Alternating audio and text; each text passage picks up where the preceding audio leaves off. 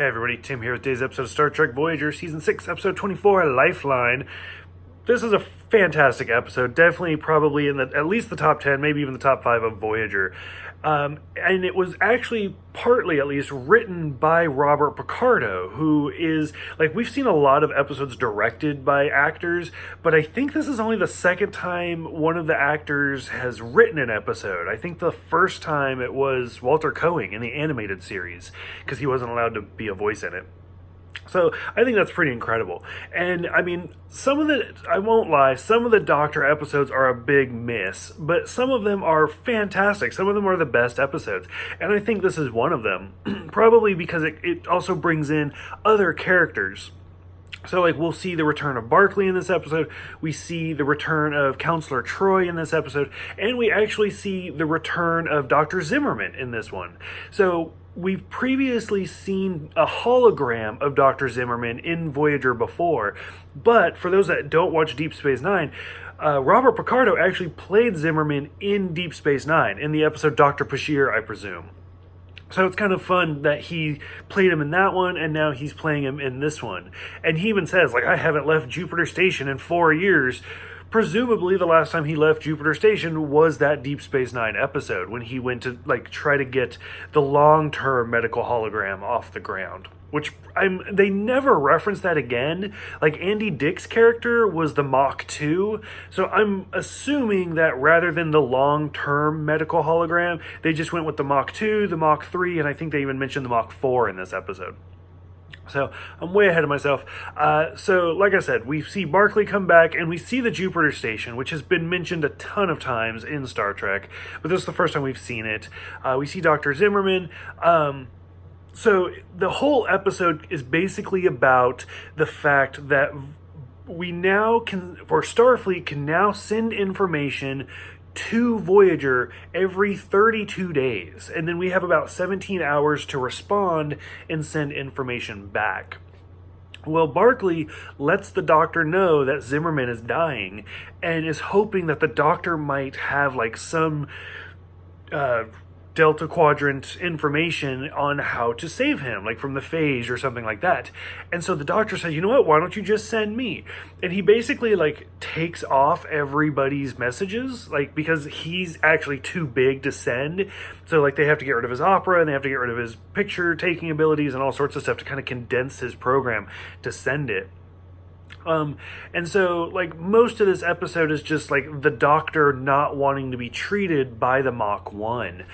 Which there's an amazing character of the talking iguana, which I absolutely loved, named Leonard. And it's kind of funny, because the Doctor's I'm a doctor, not a zookeeper. And the iguana is named after Leonard McCoy, presumably. So I love that whole scene. Roy the Fly was kind of funny. So anyway, because the Doctor and Zimmerman cannot get along, Barclay asks for reinforcements and has Counselor Troi come try to be the mediator between them two. And there's some fun stuff where we see the Doctor go as an undercover massage girl, which I think was the same species from the Insurrection movie. I can't be sure about that though. And then, of course, he's realign the EMH, and he turns back into the Doctor, and they freak out. Troi brings up some really interesting, kind of analytic, whatever, techno babble, where she's trying to so if the Doctor was malfunctioning and only an engineer from 100 years ago could fix you, would you want him to? And the Doctor's no, he doesn't know how to do that. Which, realistically, 100 years ago, an engineer would have been Scotty. So, I don't know, I would have felt fine. And then the same thing for the Doctor, where it's what if the Mach U were the only one that could save a Mach 12, but he didn't trust you? And so she kind of puts them in each other's shoes for a little bit. We realize that Haley is also a hologram, which was a shock to nobody that at least was paying attention to the episode, and that she'd been active for 9 years. Most of this episode just kind of boils down to where the Doctor finally snaps at Zimmerman and just says, I want you to accept me as I am, because Zimmerman tries to like, oh, I'm going to give you new subroutines and I'm going to give you this, I'm going to give you that. And the doctor's like, I don't need any of that. Like, I'm fine with who I am, and stop trying to change me. Just accept me.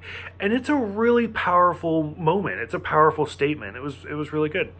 The whole thing basically kind of comes to a focal point after, like, the doctor's program starts malfunctioning, presumably from being shoved through the whatever array to get to the Alpha Quadrant, and then Zimmerman has to work to save the doctor, and then of course it just ends up being like, oh, Barclay tweaked the program to kind of get them to work together, and they do save Zimmerman's life.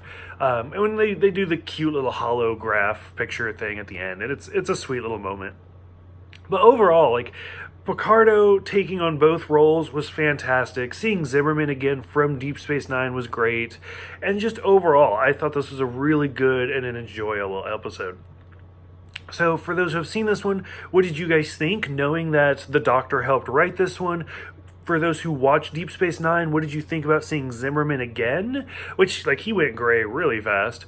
And then just kind of, what did you think about, like, all of the holograms around, like Leonard and Roy and Haley? So go ahead, let me know what you guys thought. Thank you guys for watching. Thank you guys for subscribing. And I will see you guys next time for The Haunting of Deck 12.